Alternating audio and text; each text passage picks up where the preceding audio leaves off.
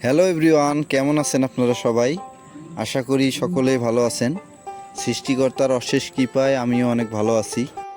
বরাবরের মতো আমি আরেকটি নতুন ব্লগ ভিডিও নিয়ে আপনাদের সামনে হাজির হয়েছি। আজকে আমার ভ্রমণ সঙ্গী হিসেবে রয়েছে সুজন দা। আমরা এখন যে রাস্তাটিতে অবস্থান করতেছি, এই রাস্তাটি হচ্ছে উলিপুর থেকে কুড়িগ্রাম যাওয়ার রাস্তা।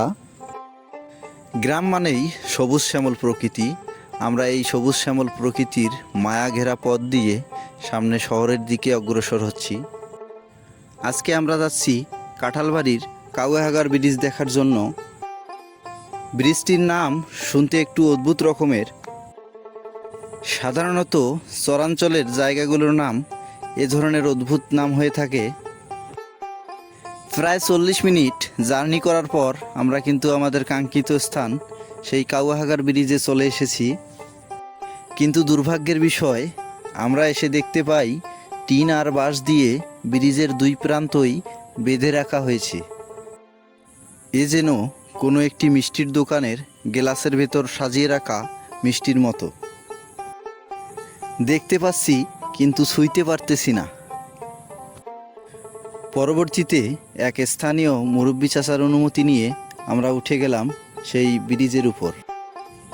এখনও এই কাঠের ব্রিজটি উদ্বোধন না হওয়ার কারণে দুই গ্রামের মানুষ নৌকা দিয়েই পারাপার হয়। আর নৌকা দিয়ে নদী পারাপার নদী তীরের মানুষের দৈনন্দিন জীবনের একটি অংশ।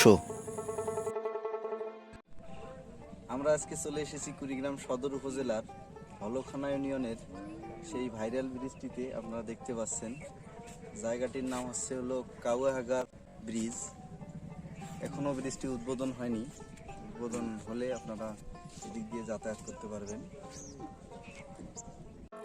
লাল, কালো আর সাদা রঙে ব্রিজটি দেখতে যে এতই সুন্দর লাগছিল, আপনারা নিজের চোখে না দেখলে বিশ্বাসই করবেন না।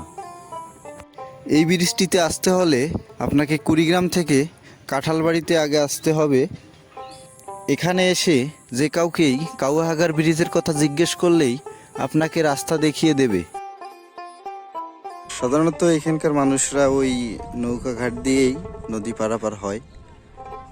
নদী বলা চলে না, এটাকে সাধারণ একটা খাল বলা চলে। কারণ আপনারা দেখতেই পাচ্ছেন জায়গাটা অল্প একটু জায়গায় শুধু পানি আছে, আর এদিকেও চর জেগেছে।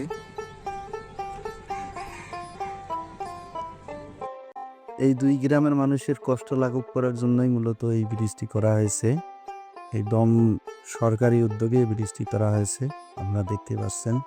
আপনারা চাইলেই কিন্তু এই জায়গায় আসতে পারেন।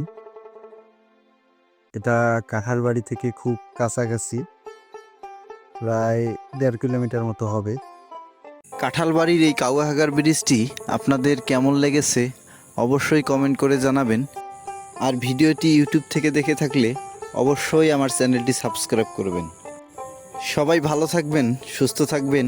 দেখা হচ্ছে নেক্সট কোনো ব্লগ ভিডিওতে।